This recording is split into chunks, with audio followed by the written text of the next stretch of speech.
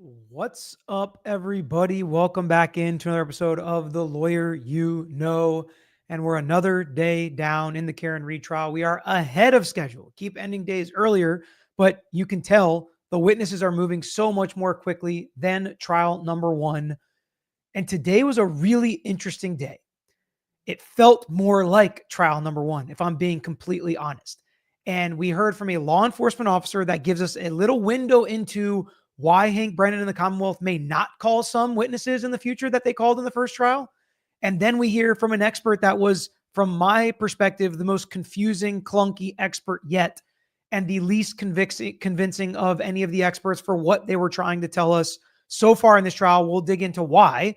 We'll dig into the judge making a ruling I completely disagreed with, but also telling the jury that she's also made some mistakes in this trial. So get your questions ready because we're going to get into it.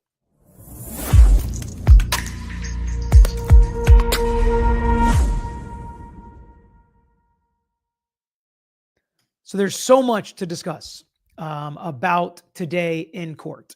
And we're not going to play a million clips with that expert. Don't worry. It was incredibly boring to listen to and went round and round and round in different areas that I don't think were necessary. And Hank Brennan has done a really good job of staying away from that throughout this entire trial, but he fell right into it today. And it almost felt like the expert was walking him as opposed to the other way around. If you're dancing, she's leading as opposed to the lawyer leading, which sometimes that's fine, but you got to make sure to rein them in. You got to make sure you're on the same page and she's not correcting you more than giving the answers to the questions you need the jury to hear as the lawyer. But that's our second witness, and we will get to that.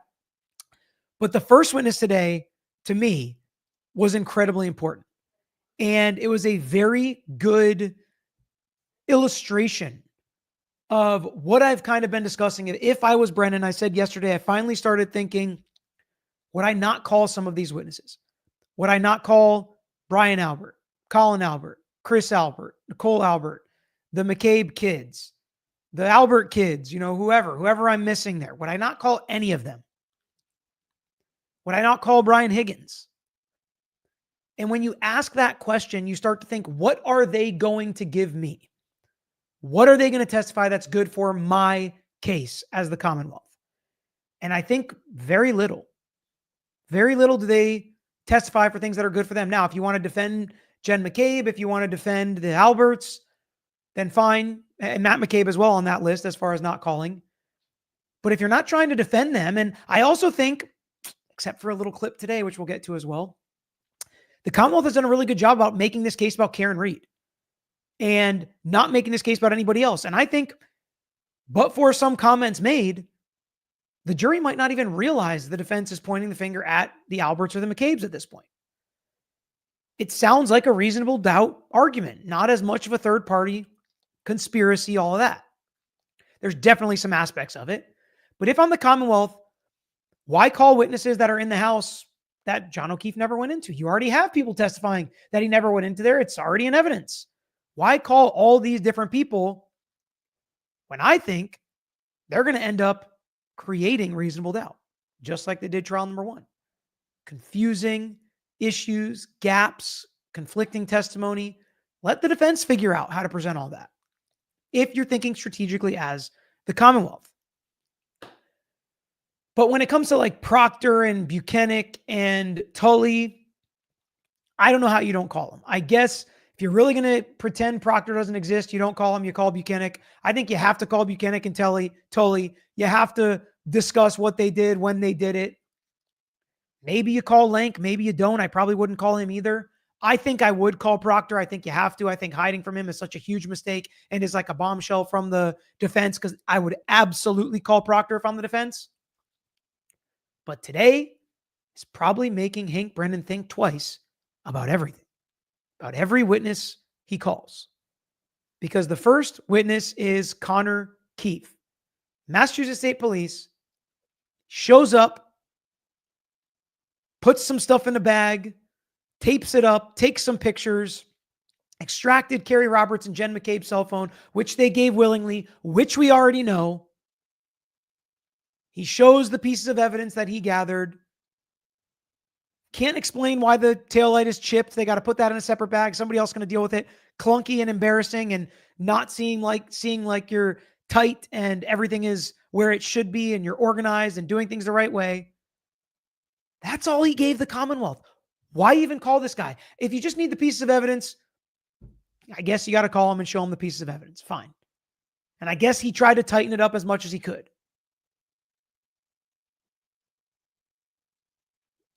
But what the defense got out of this witness to me was so much more impactful than what the Commonwealth did. And that hasn't happened a ton. It has happened here and there. Not nearly as much this trial as it did trial one. And I see there are a lot of people agreeing with me. A lot of people disagreeing with me, think Hank is doing a great job. And I've tried to just call it like I see it, right? I think certain witnesses have been good for the Commonwealth, certain witnesses good for the defense, certain days have leaned certain ways. To me, today was a big struggle for the Commonwealth. Bama girl said, didn't see the first trial. Thought Gallagher's explanation Monday of a medical event. J.O. tripped on the curb and hit his head. Makes sense. Karen Reed didn't see him fall and thought he left her. Still have a lot of questions. So Bama girl, I mean, you're pretty much firmly in the not guilty camp at that point, or at this point. Welcome to episode season 2. The piece getting broken in evidence is a bad look in my opinion. I agree. I don't think it's necessarily probative of anything, but I think it's a really bad look. I think it's a really, really bad look. Nicholas, are they going to call John's kids again? I think so. I think so, because they have been trying to talk about Karen Reed and John O'Keefe's relationship deteriorating, and I think the kids were the best witnesses for that. Obviously, we didn't hear them, but what we heard afterwards from the jurors made me think that the kids were very important witnesses and impactful witnesses for that, and I can understand why.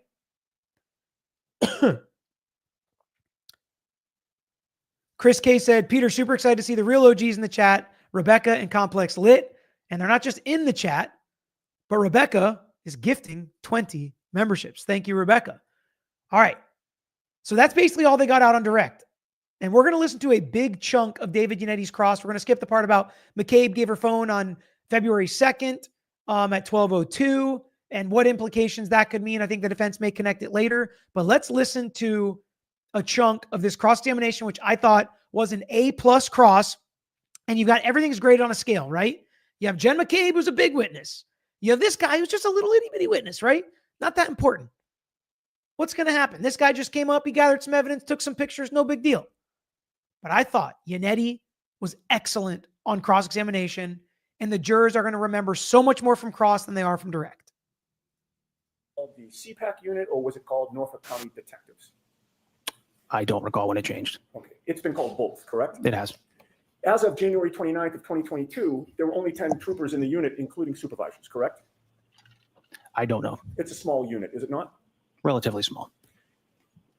Within the CPAC or the Norfolk County Detectives, every case that comes in is assigned to one particular trooper as the lead investigator in the case, correct?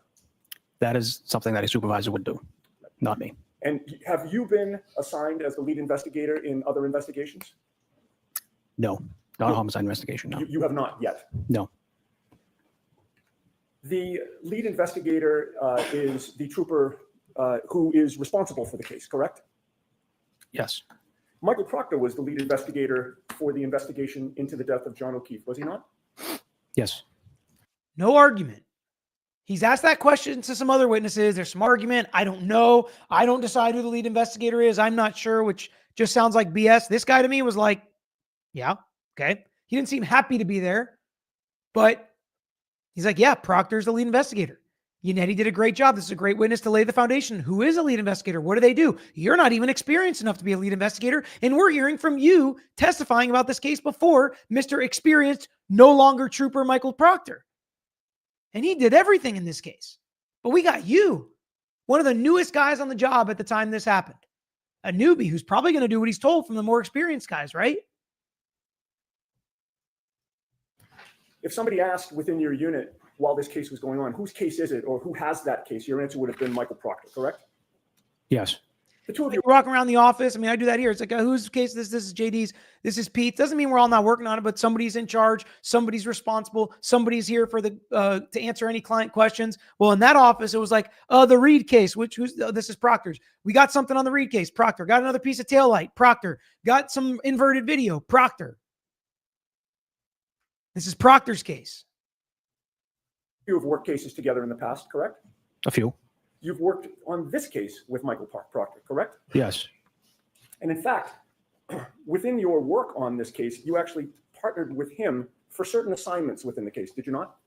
You'll have to be more specific. Sure. So for instance, on October 21 of 2022, you and Michael Proctor interviewed Sarah Levinson together, correct? No, I don't recall that. That I thought was interesting too. Bob Jr. felt like this guy couldn't sit still. But he's like, no.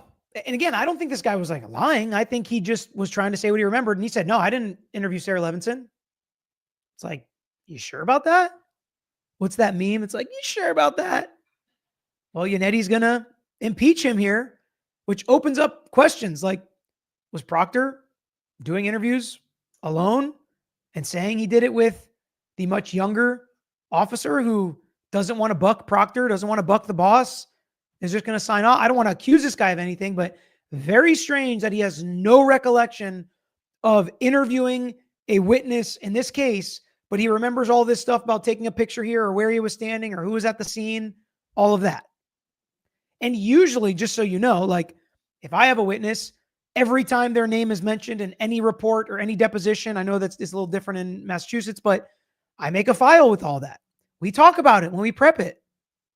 They usually will look through everything that they're listed in. How would this guy not have known or looked through the fact that he was there for the interview of Levinson? Seems kind of wild to me. He's giving him his prior statement. A copy of that report. Would that refresh your memory? To an extent. To an extent. By the way, this is another proper refreshing somebody's recollection where they read through it and they're like, okay, yeah, now it does. Unlike Jen McCabe, who's the only one that can read the answer on a piece of paper and say she still doesn't know the answer. It's like, what's the answer? I don't know. Let me give you a piece of paper with the answer on it. Okay, what's the answer? I still don't know. That's how disingenuous the Jen McCabe stuff was, but I don't know if the jurors think that, right? I, as a lawyer, understand how all that works. I don't know if they do. Just like Amy asked this question. Do they give instructions to jurors on what to do with expert testimony that they don't understand? No. But lawyers know if they don't understand it, it's probably not going to be helpful to them in making their decision, right? That's what we lawyers think when we're presenting evidence to the jury, that better not be too complicated or they're not going to use it to make their decision. All right, so he's getting his recollection refreshed.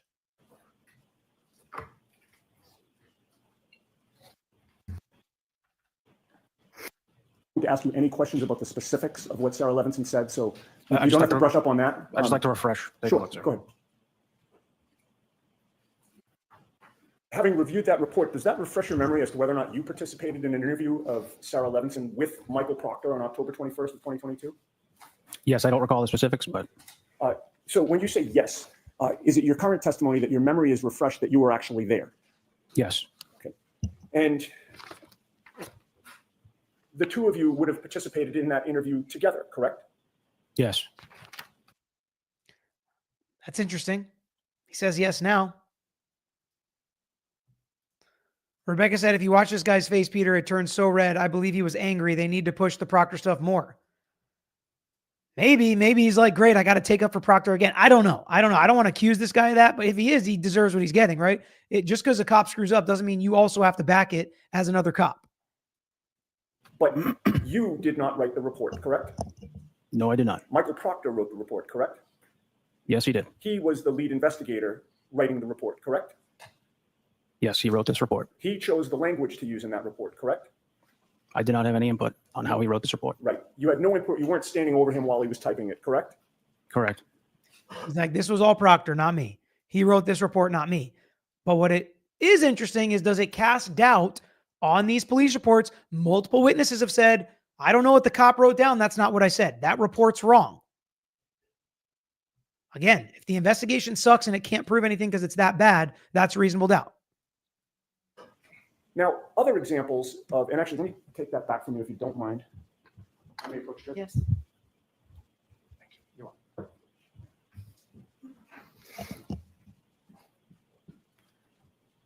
You are asking me this. You retrieved videos from both the Waterfall Bar and Grill and CF McCarthy's, did you not? That's correct. You and Sergeant Buchanan retrieved the videos from C.F. McCarthy's, correct? Yes. But lead detective or lead investigator Michael Proctor was the one to analyze the video and write a report on it, correct? I would have to see that report, sir. Sure. Write the report There's a lot of refreshing and sidebars we're going to skip through. on the analysis of the waterfall video? Sir, I only obtained a copy of the surveillance video. I Right. did not do any analysis on the video. That's my question. It was Michael Proctor who did the analysis, correct? Yes. And that it, And do you know how many times David Yanetti's going to say Michael Proctor? He's like, other people were around, other people were doing things, but the important work was done by Michael Proctor, right? That's what he keeps asking. Mary Claire, I'm not sure. I don't know if he just saw it first, if they reviewed the evidence before they were going to present it, if somebody else told him if it happened in the first trial. I don't remember. This guy didn't remember, so he couldn't really testify to it.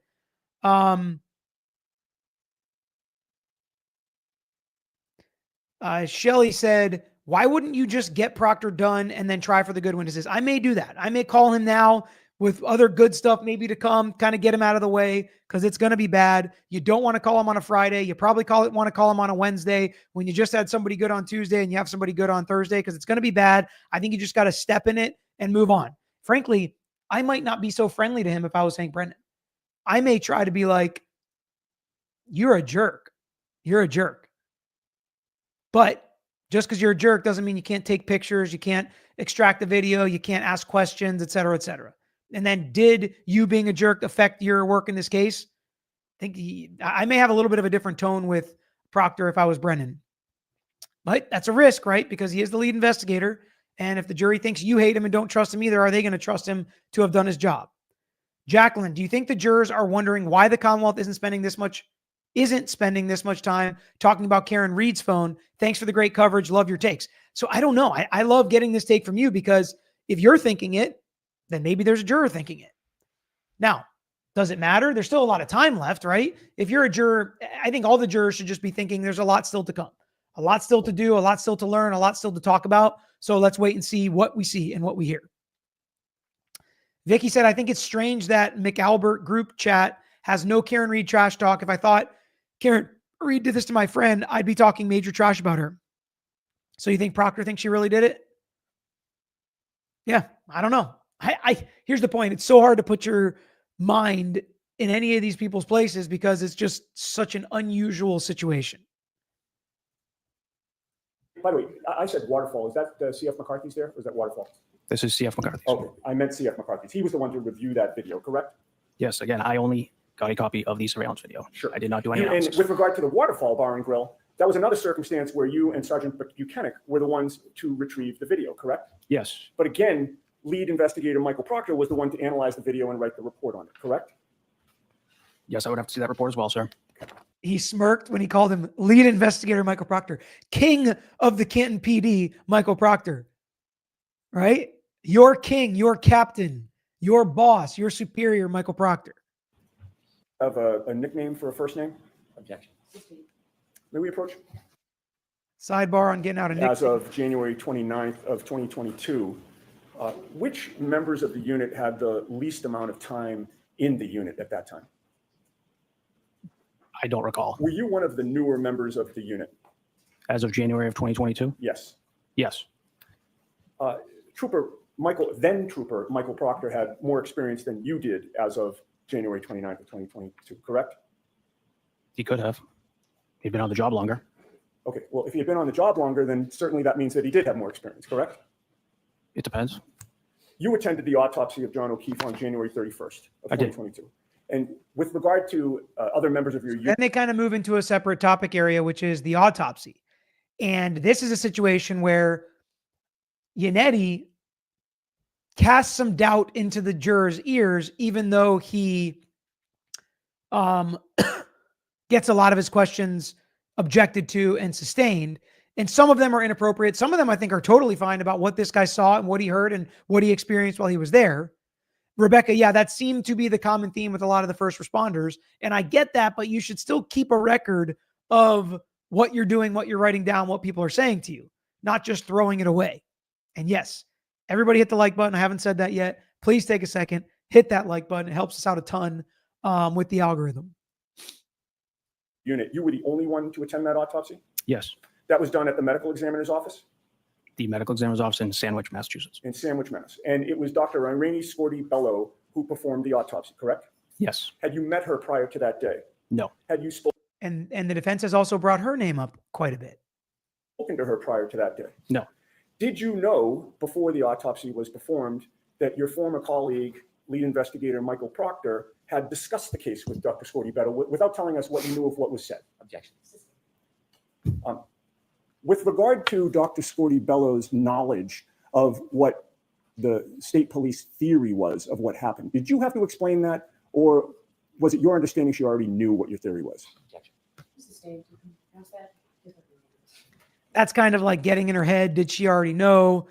Did you tell her what your theory was is fine. You can say, no, I didn't tell her. I think that's an absolutely fair question. What, if any, conversations did you have with Dr. Scorti-Bello about what your unit's theory was about what happened to John O'Keefe? There was no theory. Okay. You did not provide any theory to her, correct? I did not provide a theory. You learned at the autopsy from your observations that John O'Keefe had 2 black eyes and a swollen right eye, correct? Yes. You also learned that there was a small cut above his right eye, correct? Yes. And there was a small abrasion on the left side of his nose, correct? I would have to reference the report for the exact words. Okay. If I may have a moment. So again, now he's going to reference more reports to see who did what, especially because his memory's already been wrong. So it's probably smart of him, if he's not sure, to take a look at the reports. Megan said, I'm watching the trial for the first time. Bob Alessi is so smart. I don't think Karen's interviews have been bad for her, except it's clear she was intoxicated. This town has a major drinking and driving issue. Yes, the roads are probably dangerous there.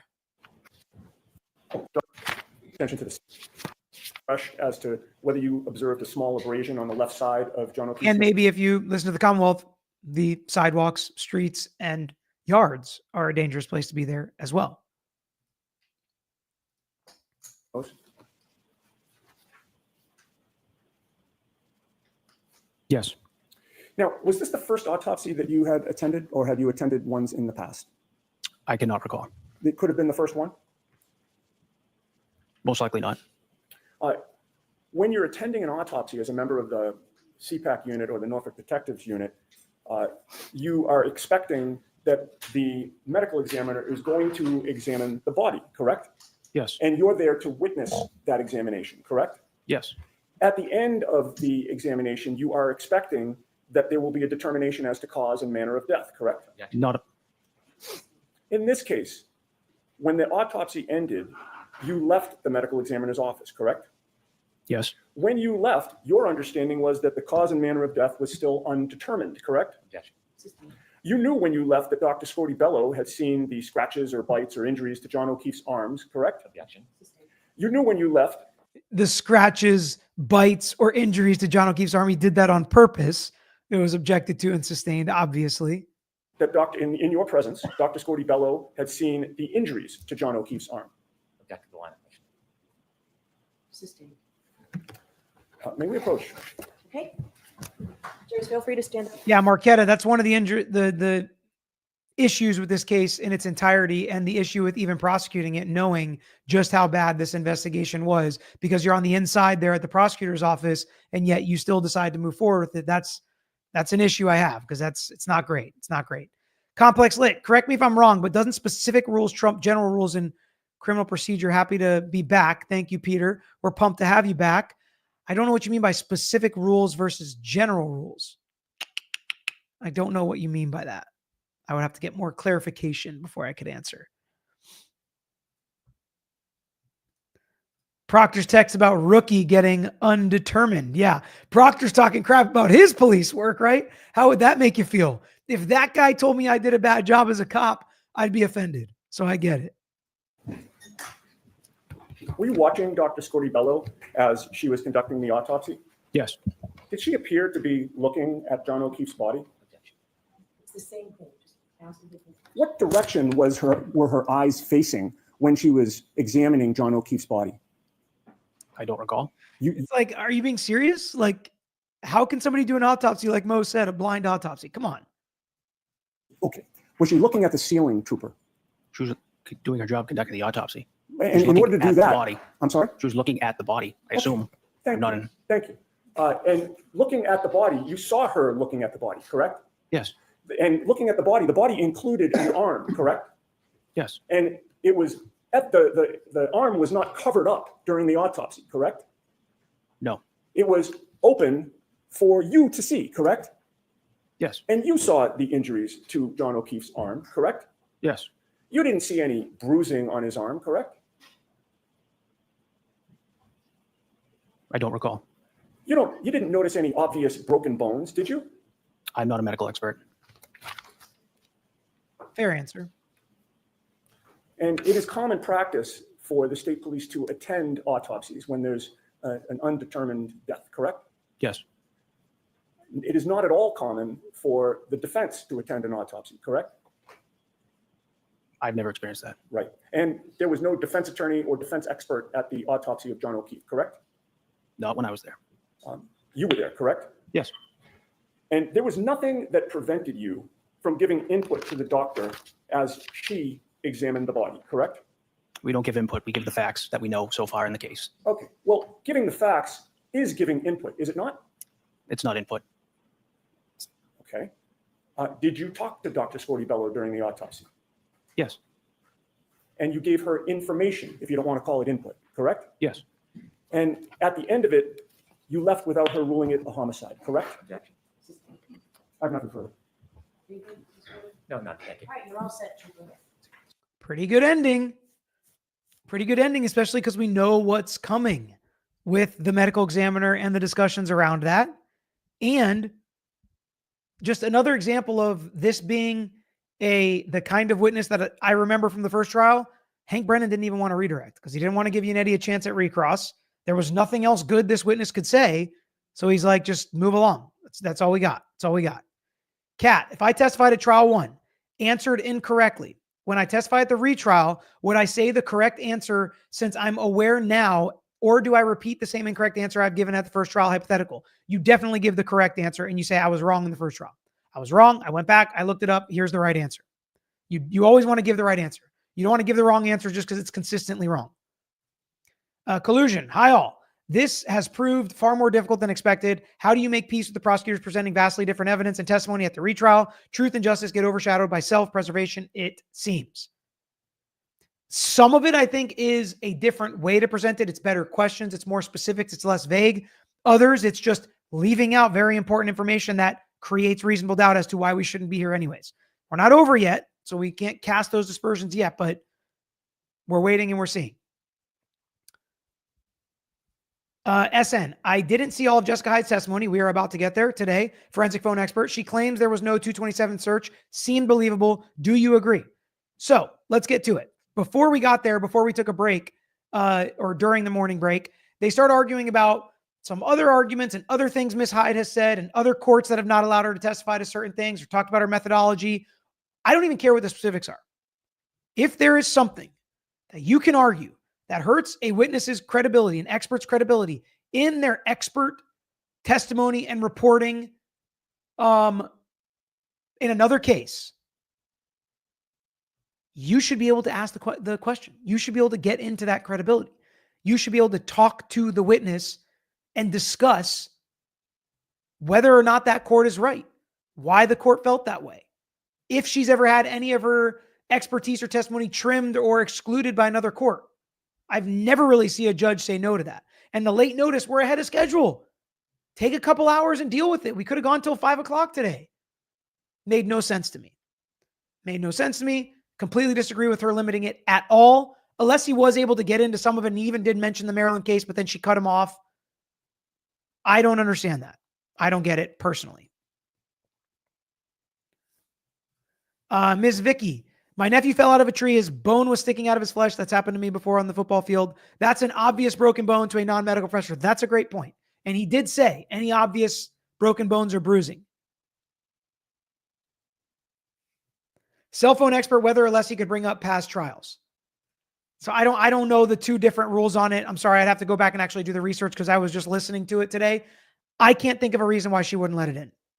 To me, it seemed like she said it was too inconvenient there wasn't enough time to deal with this, and she didn't think it was like relevant enough. I didn't understand it, to be fair.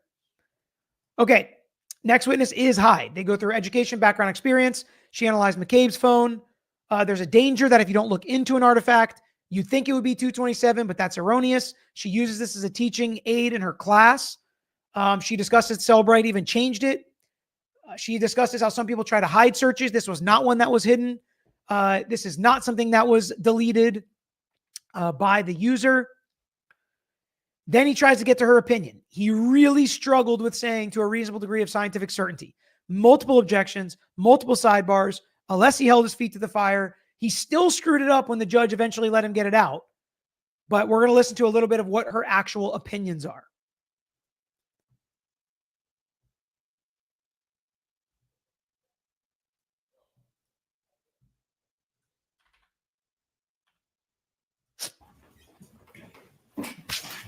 All right, go right ahead, Mr. Brennan. I'm now going to ask you for your first opinion. So you shared that you have an opinion about whether that timestamp 22740 was, whether or not that was the time the search "How Long to Die in the Cold" occurred. Can you tell us to a reasonable degree of scientific certainty your opinion about whether that search "How Long to Die in the Cold" occurred at 2:27:40 a.m. on January 29th, 2022? Okay, the objections are overruled. What I can state to a scientific degree of certainty is that that search occurred at 6:24 a.m. and was the last search in the tab that had been opened at 2:27. Do you have an opinion to a degree of scientific certainty whether there was any other searches similar to "How Long to Die in the Cold" that evening on that tab? Yes, Your Honor.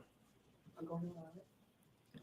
May I first inquire, you meant morning, I I'm assume? sorry, that morning, yes. Just clarifying, I did not look at She corrected Hank Brennan multiple times, which I think is good for the expert to do because it's to show that she's being specific, but it doesn't look great for the lawyer, and it happened multiple times, and it was a little clunky and cringy to me. I also think that if this was a civil case and it was more likely than not, I think the Commonwealth is putting up a decent enough argument about how it's possible that this was searched at 6 o'clock and not 2:27 based on the tabs and stuff.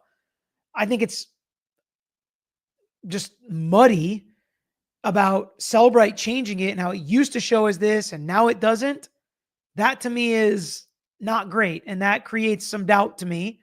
And this is all going down the line of Jen McCabe. Did she have something to do with this? Which I'm not so sure the jurors would really be thinking that, but later in the day, it's definitely confirmed by the Commonwealth.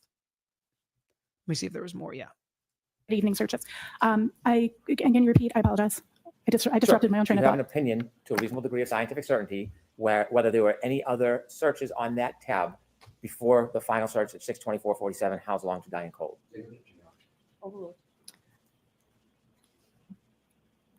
Just ensuring that I have the question correct. Please. You're asking if This is the crescendo. This is the climax. This is the whole reason you're on the stand. It shouldn't be this difficult to get this opinion out.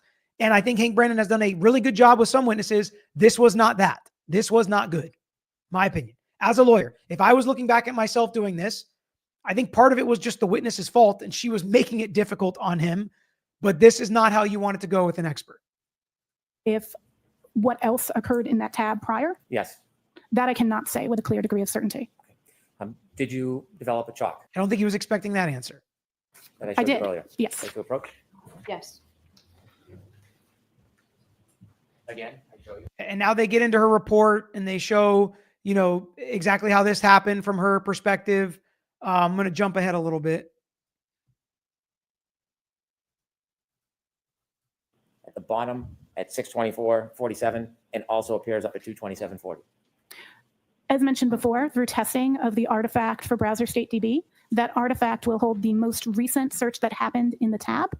So it is logical that How Long to Die in Cold was searched at 6:24:18, tracked in that mobile Safari P list, repeated in Knowledge C, Knowledge made its tracking in Knowledge CDB, and then that table for Browser State DB, which again has the time that the tab was opened or the last time it was backgrounded, and updated just the website that was visited.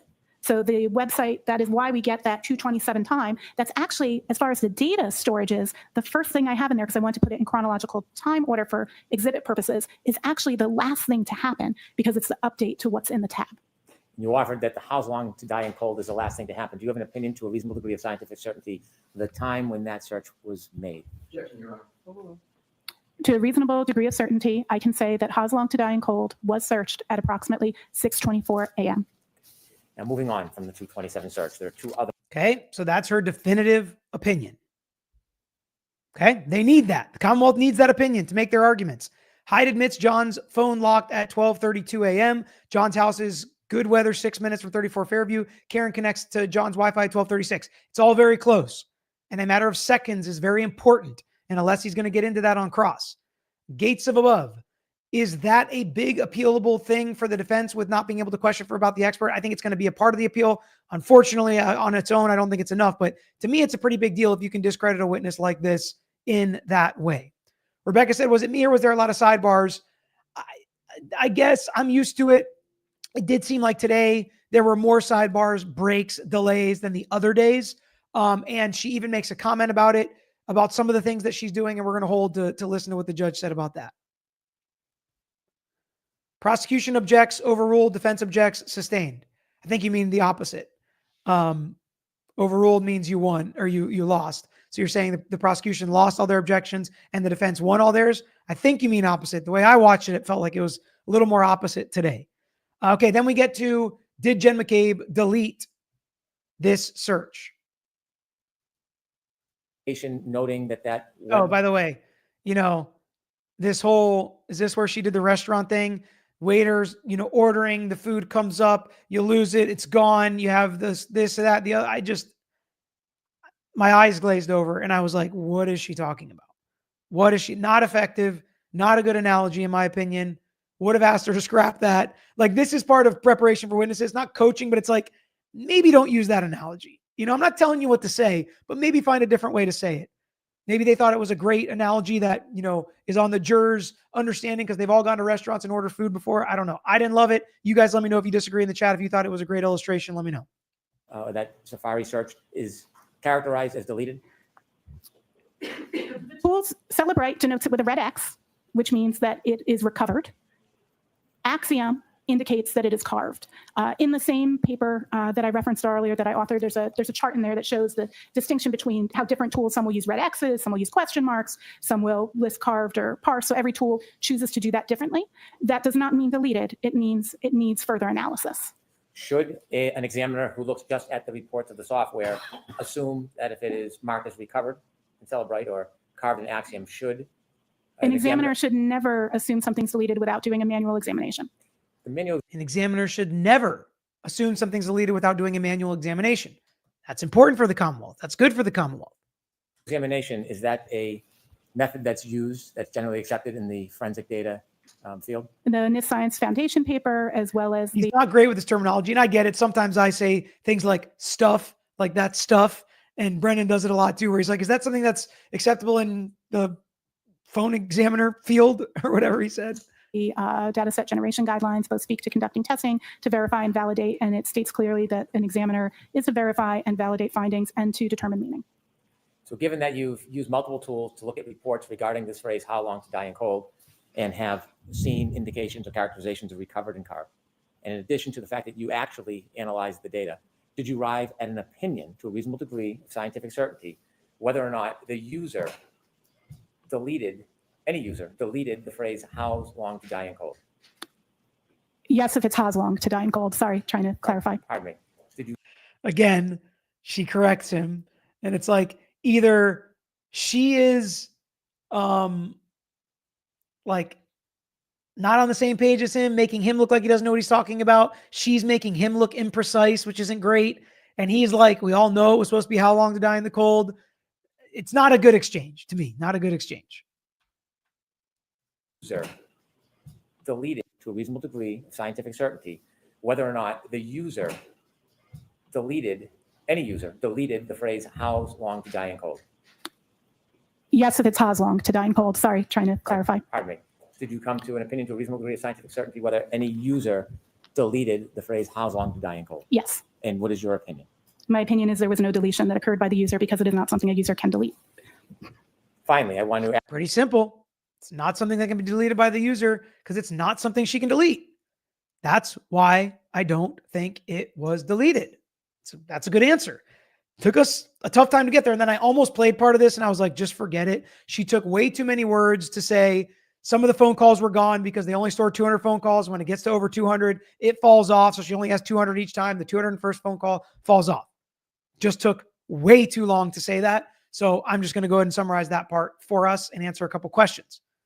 Michelle, did you know Alessi was going to talk about JH with the 80 plus steps at 12:21? I thought she was only there for the 227 church. AJ got to rest his voice today. Yes, I never know which way they're going to go, right? I have my ideas, but that's why when people say, oh, this testimony is different, or, oh, that's a different shoe. Like, I can't tell you how many people tell me it's a different shoe or it's this color. That. I'm going to wait till the defense brings it up. I'm going to wait till they can prove it's a different shoe, or they can prove it's different testimony, or they can prove it's impeachment worth doing, because we're trying to analyze what's going in front of the jury, how the defense is using it, and why they do it. So that's part of it, where it could be, and I don't know what they're going to do, but I'm reacting to what they do. Dorothy Gaddis, motive. Karen Reed called John O'Keefe a pervert. Very weird word to call your boyfriend. What if JOK and Allie McCabe? I don't know. That's just, there's nothing really to indicate that to me. Sarabi, Hyde was pretty snarky and condescending during cross. Do you think the defense complained to Bev about that? I don't, but we are going to get to something I do believe the defense complained to the judge about. And let's get to it. So I don't know exactly what this was about, but usually you don't get here unless a lawyer complains. And we got here and we see them walking back from sidebar. And I had people say it was based on some comment that Judge Cannone made to Robert Alessi. I don't know if that's true or false, but let's take a listen to what Judge Cannone had to say. You are unmuted. All right, jurors, as you know, I told you in the beginning, one of my functions is to make sure that a case is tried fairly and efficiently, and not to waste anybody's time. So if I get frustrated at lawyers about something, I try not to, and I don't think I can, but if I seem to cut somebody short, the lawyers are just doing their job.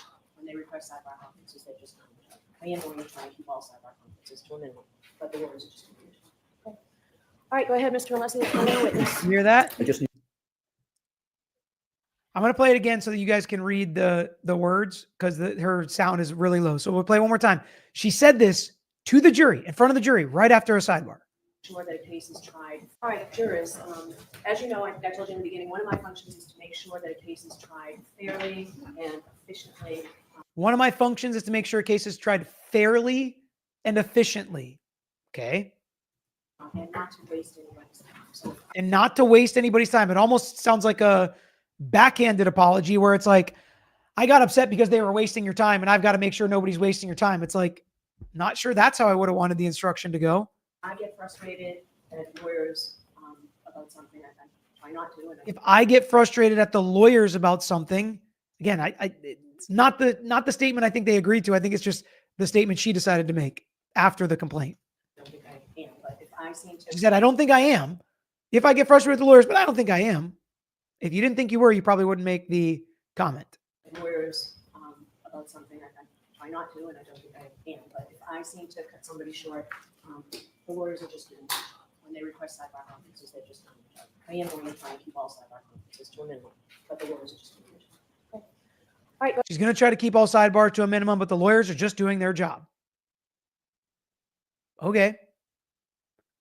Gina said, first trial for me, Hyde credible, cleared up 227. If Karen Reed did claim to see John O'Keefe at the bar, that's a problem for me. Not convinced of guilt, but can't clear.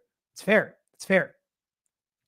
Rebecca, sorry, Peter, you're probably correct. You are most likely correct. I'm a nurse, not an attorney, but you get the point. Yes, I think we did get the point, and I appreciate the comment. All right. Next, we're going to get into the cross by Robert Alessi. Talks about what documents are in front of her. He starts to get into the Maryland and the Massachusetts case, but we really get into some of the comparisons between she and Whiffen, which can be problematic for the Commonwealth if there are discrepancies or disagreements between your own experts. Is a 12. So it's 12:32:09 a.m. on January 29, 2022. And I'm going to read what it says in red. And this is a timeline of Mr. Whiffen. You know Mr. Whiffen? I do know Mr. Whiffen. And so he put in red, not us. He said device locked with lock button for the last time. Do you see that? I do. And you know that to lock a phone, you actually have to hit the side button with regard to an iPhone to make it lock. You know that? Yes, sir. Okay. And that is So even though she's not going to fully agree with this because she didn't look into it as much, she agrees you have to manually push a button to lock the phone. That's important. She agrees with that. That's what Whiffen said had to happen at 12:32 and some change. is an interaction with a phone, is it not? I concur. So that means that that interaction with the phone occurred at 12:32:09, correct? I did not review that specific artifact. I cannot attest to Mr. Whitten's exam, only to my own. So do you have any reason to believe that what is in evidence in this case that Mr. Whiffen has produced, and that do you have any basis to contest the fact that the device was locked with a lock button for the last time on the phone of John O'Keefe at 12:32:09 as you sit here? I cannot contest it because I do not recall looking at that specific artifact. Don't you think it would have been appropriate to be accurate as a digital forensic analyzer on the topic of the last of an indication of interaction with the device? Don't you think it would have been appropriate to look at that 12:32:09 in any of the tools you said you used on direct? I did not correlate that artifact in my timeline. I understand you didn't. And my question is, you make a statement. Well, let me back up. Do you understand that in this case, as in many cases, that matters of seconds in activity can be determinative of a case? Do you understand that from your experience? Absolutely. So it's also very smart for Alessi to handle a witness like this, who's very precise, very smart, speaks in a way that lets you know she's very smart, to talk about what's the point of us doing this? Don't we want to be precise? Don't we want to get the important information? Don't you think this would have been a good idea? You had this information. You didn't do anything with it because it's not good for you, right? That's what he's trying to get the jury to pick up. Some of the comments about her analogy are just are getting me. So if I laugh, I'm not laughing at any of the witnesses. It's because I'm reading chat. it's important, therefore, to get activity right for any data forensic examiner when they're issuing reports about activity, particularly of a decedent. Is that important?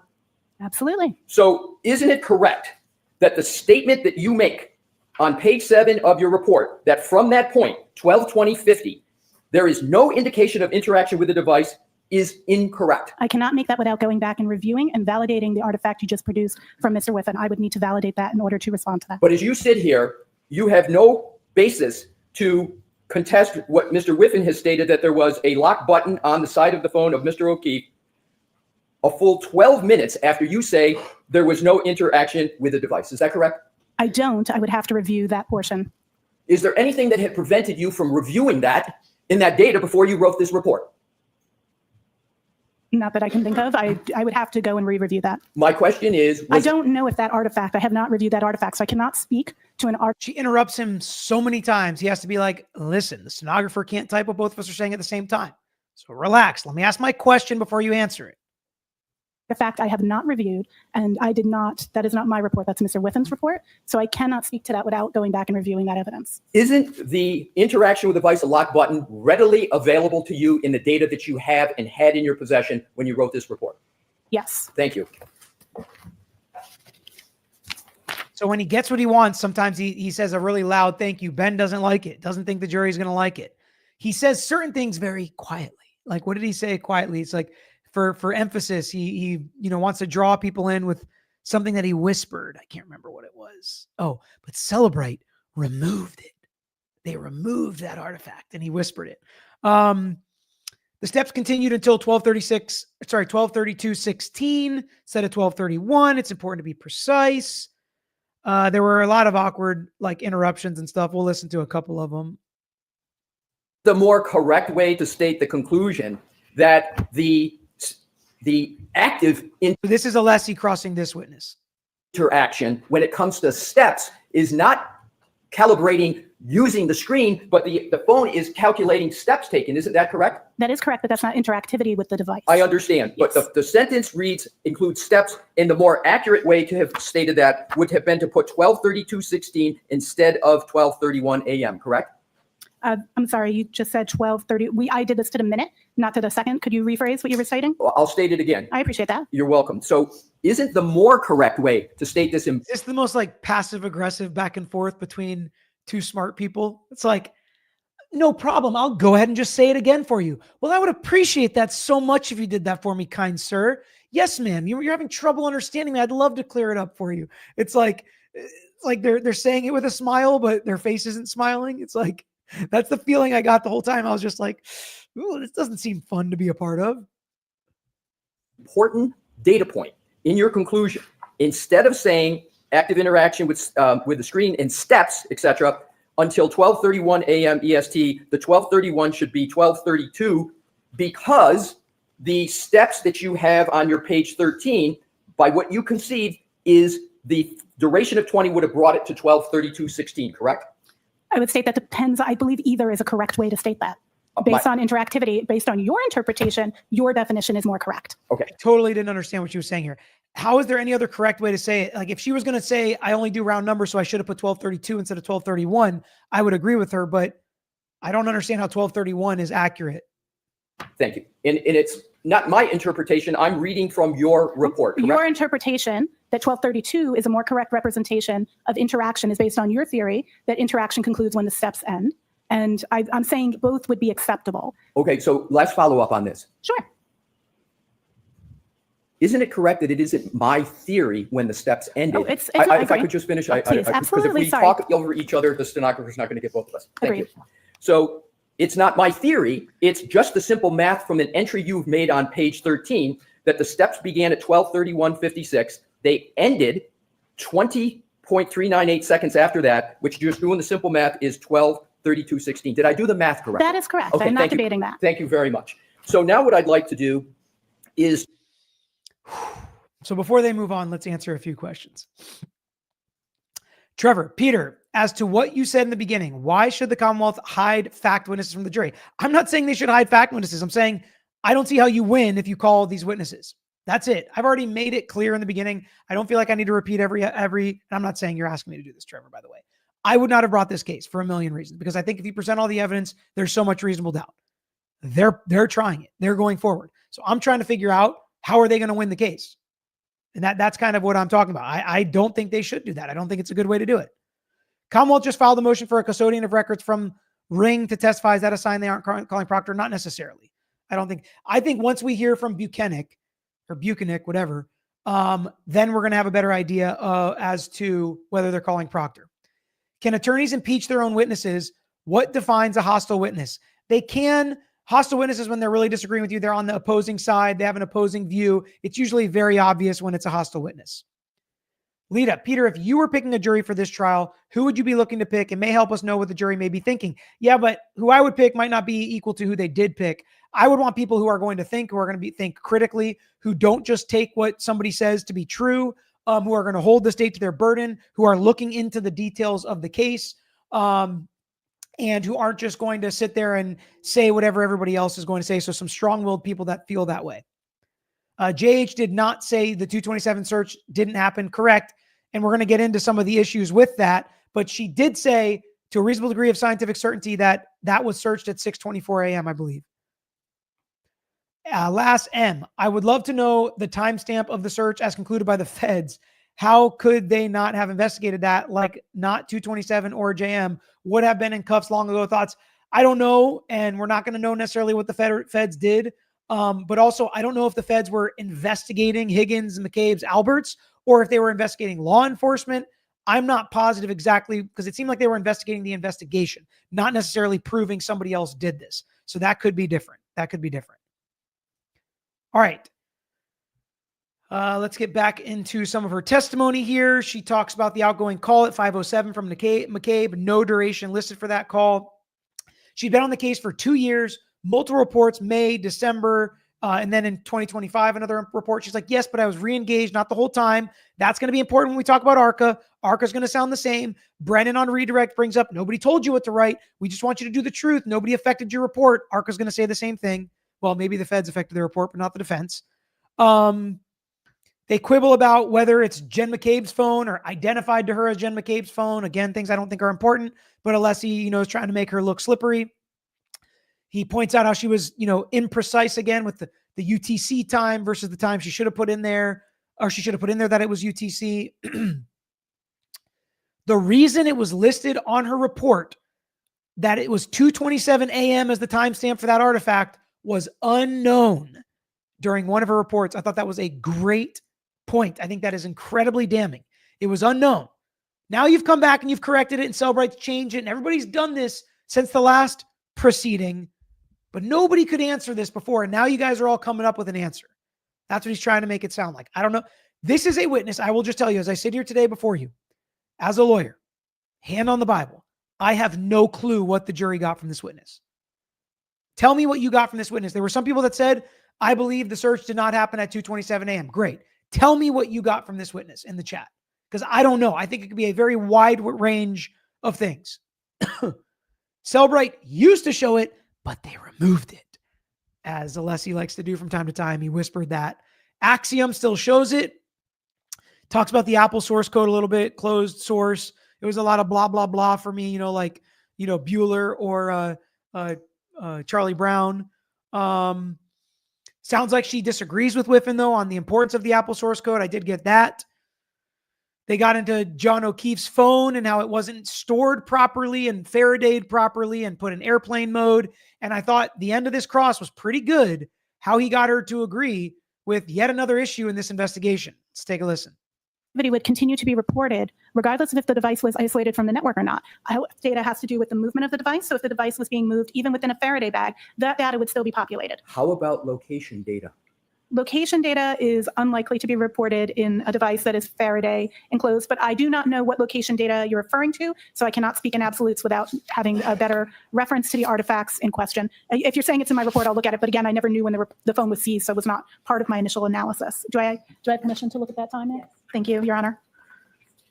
So bear with me. It's a big report, as you know. It is a big report.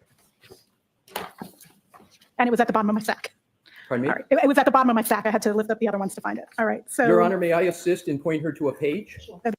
47. Data that is consistent with the device not being Faradayed, such as the receipt of SMS messages. So they basically confirm it wasn't Faradayed, stored appropriately when it was gathered. And that's important.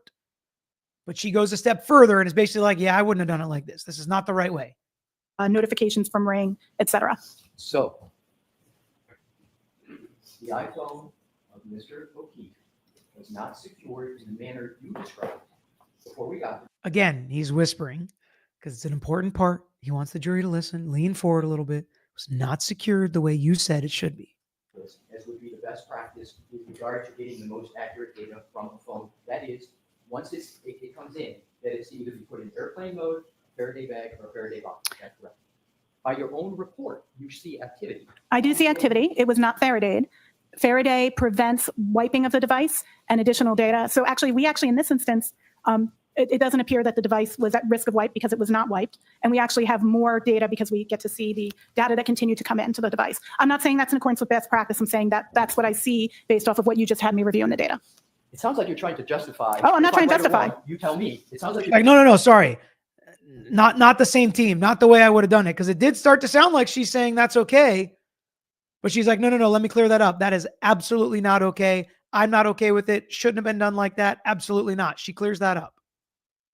You're trying to justify the fact it wasn't secured. Am I correct? No, you're incorrect. I'm just stating you asked if we had more data or less data. We actually have more data with it not being Faraday. But no, best practice would be to Faraday. I 100% agree. My question wasn't, is there more or less data? My question was simply, doesn't your own report Sure. show activity up until noon on January 29, 2022? Correct. And for clarity, my scope was till noon, so I don't know if there was activity beyond that. Right. But as far as your scope goes, I want to be clear. Yeah. There is activity on Absolutely. this phone. Absolutely. Which shows that it was not put in airplane mode, it was not put in a Faraday bag, and it was not put in a Faraday box. And that failure is not best practice. Correct. It is not in accordance with the best practices. I agree. I would have Faradayed it. Thank you. So he's like, thank you. So actually, I think I'm going to go sit down. That's okay. I have no further questions. Thank you for answering my questions, Ms. Hyde. Thank you for your questions. Have a great day. Priscilla, hence my feeling that it was more like trial one, right? Alessi, it's very hard to do as a criminal defense lawyer, but it's like when you get a really good one, just go sit down, even if you had one or two more questions, if they were not that important. Ashley D, do you think Ha's long search was at 227? So this is a pretty easy answer for me. I think that nobody has proven to me beyond a reasonable doubt when that is. Now, is that what you need to do for every reasonable doubt? You need to exclude every reasonable doubt. But when it comes to something like this, I think that they have created enough of an issue that it's not, I don't feel confident it happened at 227. Therefore, I can't say 100% Jen McCabe did this and there was a conspiracy and everybody in this house did this, but this isn't a trial about trying to determine if they did this. And so to me, it's a secondary issue to determining Karen Reed's guilt. And I think they are still so far short of this, but I don't think that the defense, and we'll wait till we see their experts, right? Did they prove to me that this search was at 227? I think it's going to be really hard for them to do that. The Commonwealth didn't prove to me it was at 627 or whatever. So I feel like I just don't know when it was. Matt says, health data uses the phone's clock, which was 3 minutes slow. GPS time is satellite accurate. So a health kit steps at 12:21 actually happened at 12:24. In real time, shift timestamps forward to match GPS CCTV. Nagel testimony also confirms 12:24 arrival. This is the type of stuff the Commonwealth needs to prove. They need to simplify, create a chart, create a timeline, explain it, put everybody's testimony in it, in closing argument. That is their job, to clear up any discrepancies. Amy said, I didn't know you couldn't delete a search. You can. I think she said you can't delete a tab. Marie Peer, thanks for your recaps. I know the prosecution can bring in whatever clip they want from the doc, even unaired, but defense can't unless it's for context because hearsay. Can you explain how that works? Yes. Karen Reed is a party opponent to the Commonwealth. She is not a party opponent to herself. She is just the party. You can't put forth self-serving hearsay, or this would be a way to get around subjecting yourself to cross-examination. So if she just does interviews so that she can play them and the Commonwealth doesn't get to cross-examine her, that's not allowed. That's not okay. The Commonwealth, on the other hand, can use them because it's party opponent making these statements. And that's why they can put them in. Arrived late, but wondering if it was clear that the call records include all time, but her extraction is for the most current 200. So when the 201st call is number 1, is it deleted? It should be the 200 newest calls, I think. But again, maybe not super clear. Mountain Mama. Peter, my first super chat. Hubby is a huge FSU fan. Go Noles. That's right. Do you believe the shoes shown today are different shoes? One has black soles and one white soles. I don't know. I've looked at a million pictures. I've looked at it from last trial. I've looked at this one. I don't know. I think if it's a different shoe, the defense is going to point that out, bring it up, highlight it, and maybe we'll talk about it more then.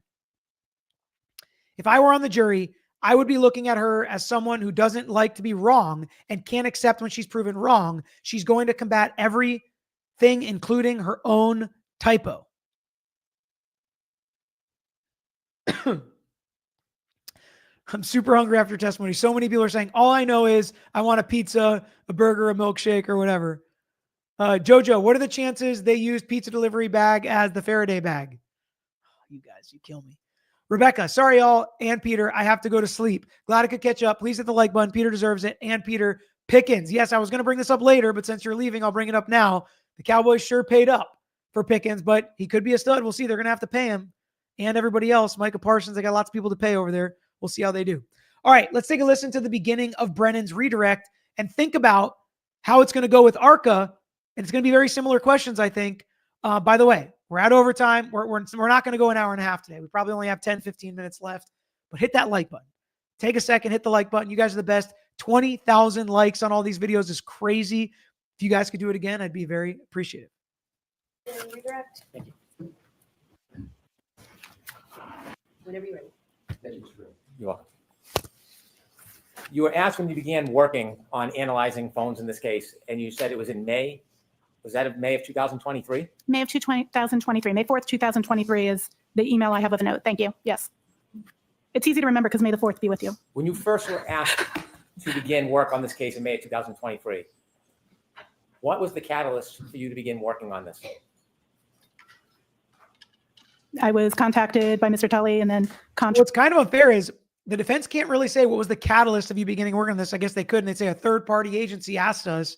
contracted, a SAW was signed, and I began work on the initial request to look at those two search terms on January 29th. Does that answer your question? Sure. Okay. Was there a certain claim that was lodged that you would have focused on? I was to focus on the two search terms from January 29th, 2022. And would you inform why? Was there any context to that? Probably, I don't recall the exact conversation that I had with the DA's office and Lieutenant Tully at that time, but I'm assuming that I was given that context. I have in my notes that I was to look at those two searches on that date and do an analysis about those. Were you asked to reach any particular result? No, I was asked to provide my report, not to reach a particular result. Were you asked to reach a conclusion that the 227 timestamp was inaccurate? No. When you engaged in your analysis, was it independent of the district attorney's office? My analysis was independent of the district attorney's office. I actually, in the first case, had very little communication with the district attorney's office during the period of my analysis. Was there any input from any outside source on what your result or ultimate opinions would be? No. Would you ever allow anybody to affect your input? No. Of course not. But every expert would pretty much say the same thing. They start to get into what Celebrite said about changing how the artifact, or that the artifact wasn't on there anymore. And they said because it was not a reliable timestamp. That's why it is no longer reported on the Celebrite report. No Faraday doesn't affect the conclusion, doesn't affect, how she did it. She basically says the steps aren't always accurate when talking about John O'Keefe's phone. So once again, it's like all these experts are coming up here telling us all this stuff and how it proves X, Y, and Z. It's like, yeah, but it's not really accurate. Just tough. Then he starts talking about whether John O'Keefe's movements were when he was in a car. And I was like, they didn't talk about that on cross. Unless he objects, she lets him continue. The judge lets him continue. I know, shocker. Not a good day for Judge Cannone, in my opinion. Not a good day for her. Worst of all was the opinion to not allow them to impeach this witness. But then she realizes her mistake because he goes even further about asking whether the phone was in the car. Alessi, this is why you don't stop objecting, even if a judge seems annoyed at you, by the way. It's a good lesson to young lawyers and me. It's like, just because you lose one, don't stop. Because he objected again. Judge Cannone's like, oh yeah, I was probably wrong about that. And then sustained it, didn't let him continue in.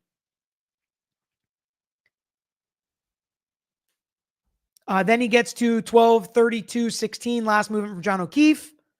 And to me, I think that as far as disproving the conspiracy, I think that is pretty good evidence for the Commonwealth. Pretty good evidence against the conspiracy that the phone did not move from 12:32 to 6 a.m. and did not freeze, right? Because if it was like sitting in the lawn and John O'Keefe was not laying on top of it, wouldn't there be some indication of that in the phone? And if it did move inside the house, then outside the house, or down to the basement, or back up from the basement, or they took it back out to the yard and threw it in the yard, or it was in his pocket when they picked him up and carried his body somewhere, I feel like there would be some movement on the phone. Maybe I'm wrong. Not a tech expert. Not the best with these, with some of these witnesses that, some of it can go right over. But I do think that if we were here trying to prove beyond a reasonable doubt that there was a conspiracy, that would be a hang up for me. That would be a reasonable doubt. We're not, but it's worth discussing. All right, let's get to Alessi's redirect here. 1211 only. And by And was the two.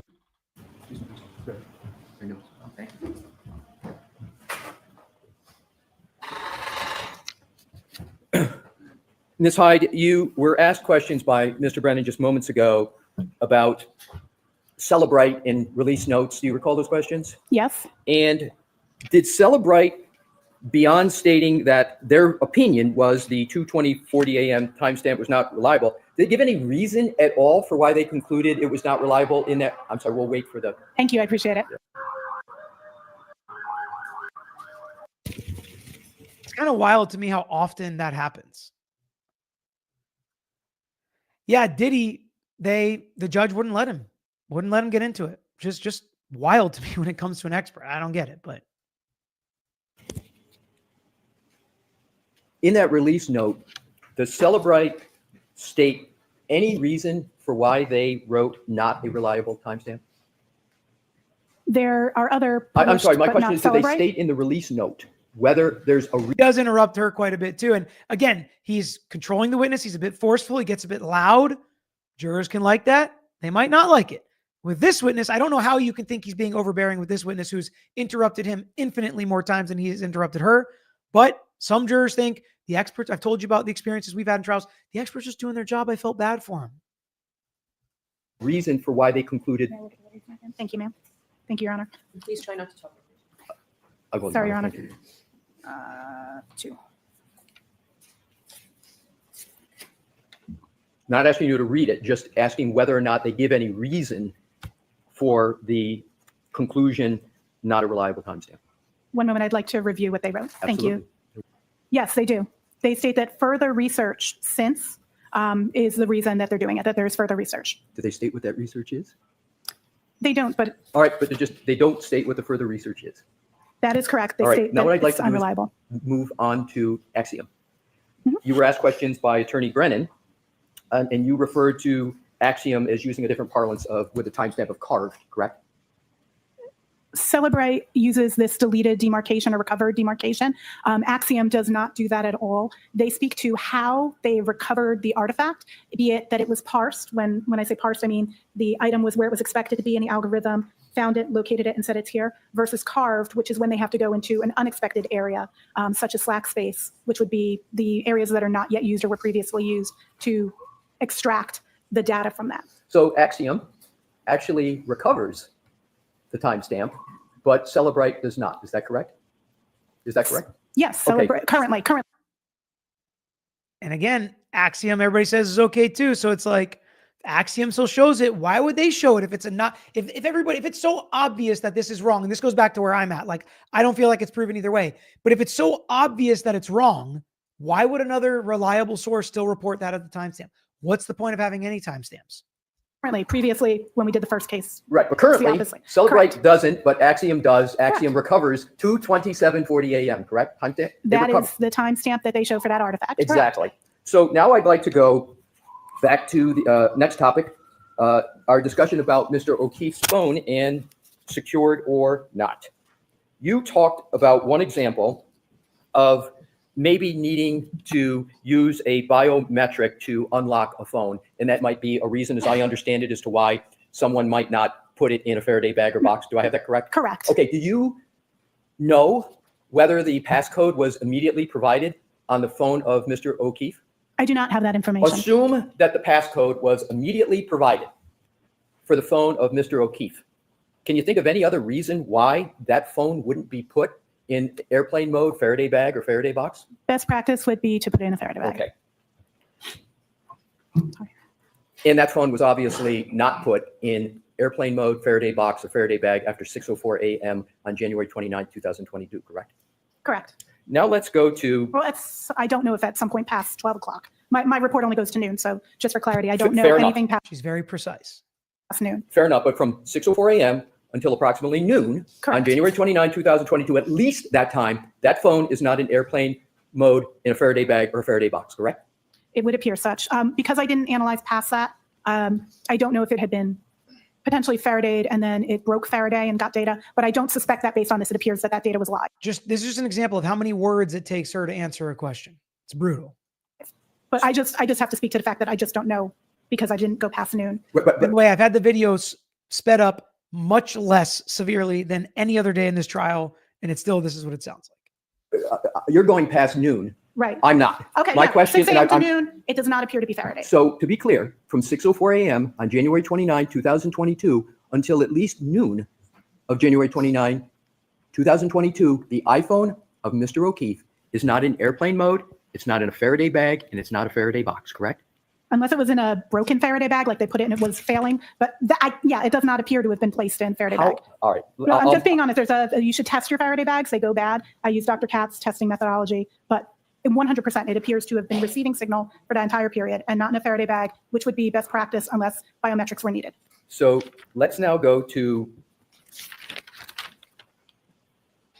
hopefully what are the last two categories. All right, that was it from the redirect. Now we still have one more very important clip to get to. The Middleman podcast said, what's the difference in testimony from this witness versus Whiffen? There were a couple minor ones. I think one of the big ones was like the last activity was 1231 versus 1232. There was a couple others. I'd have to rack my brain to think through it. I don't think there was anything major. How they viewed the Apple source code and how important that was. I don't think Whiffen left it as open as far as it's an unknown reason or why did they change it? Or I thought he was more clear and positive that it was at 6 a.m. and not 2:27. I do think there were some nuanced differences there. I'm sure the chat can add some more. If the defense calls the Alberts and Proctor, does Brennan still get to prep them for testimony? Sorry if this has been already asked. It hasn't been. And yes, he absolutely can. That's what I would do. They're friendly witnesses to me. I'll prep them all the time. Be like, if they call you, here's what we're going to do. Now the defense can ask that. Did they prep you? What'd you talk about? So they prepped you, but they didn't call you. They can ask questions like that. Brian B. I took Whiffen's program apart and there are intentional misrepresentations made in his demo. How could I get this info to the defense? I assume they're busy. I assume their websites have their emails on it. I don't know. I'm sure there's some free Karen Reed website or something that has an email that I'm sure they take information like this. Let's do the timeline again. If the Commonwealth doesn't call Matt McCabe and Deed does, can Hank still prep him? Yes. And he gets to cross-examine him, meaning ask him leading questions. Reality check. What are your thoughts about the lead MSPs not going to the autopsy? I don't know. I haven't had a chance to really reflect on this. I mean, you would think they would want to, but also there are other cops there that know what they're supposed to do and not supposed to do. Maris, what's your thought on Keefe? 100% think he took one for the team and lied. I don't think he interviewed Levinson. Saying he wasn't there was an auto not guilty. Again, I don't know if the jurors are as locked in as everybody else might be on, what has been said, what hasn't been said before, why that would be such a big deal if he wasn't there versus he was there. I'll tell you what, it's a fool's errand to take one for the Proctor team at this point. He's done. He's buried. Don't let him drag you down with him. If you weren't there, just go ahead and say you weren't there, period. It's PJ. My thing is 200 calls in 3 days. Do you think that point should have been pushed by the defense more? I just don't know what to take from that. Again, that was part of the clunky part of this. There were so many parts where it was like, what are we supposed to get from that if we're the jury? And again, that's why I asked you guys. I'm going to go back and read the chat in the comments later to see what you guys got from Hyde as a witness, because I'm interested. Amy, sorry. Yes, I meant calls are recorded for all time. She extracted the previous 200. So when number 201 comes in, number one rolls off, needs to be cleared up because so many are confused. Yes, your show, go get some food. I will here. We are almost done, but let's take a listen here to this little clip that Hank Brennan plays of Karen Reed at the end of the day today. This was the last thing the jury heard. May I? Yes. I would like to play clip 15, please.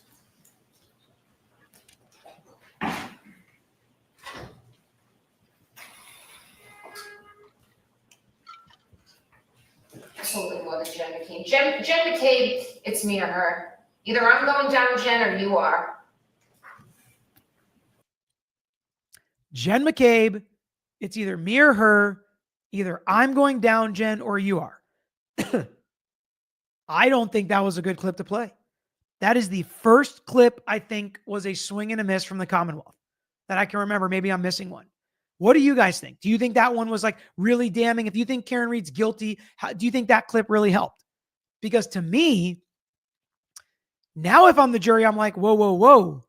Should I be taking a closer look at Jen McCabe? Because I think the way they kind of played it off is Jen McCabe's just a witness, housewife, soccer mom. She's there just trying to help out a friend. No big deal. This search stuff is weird, whatever. But to me,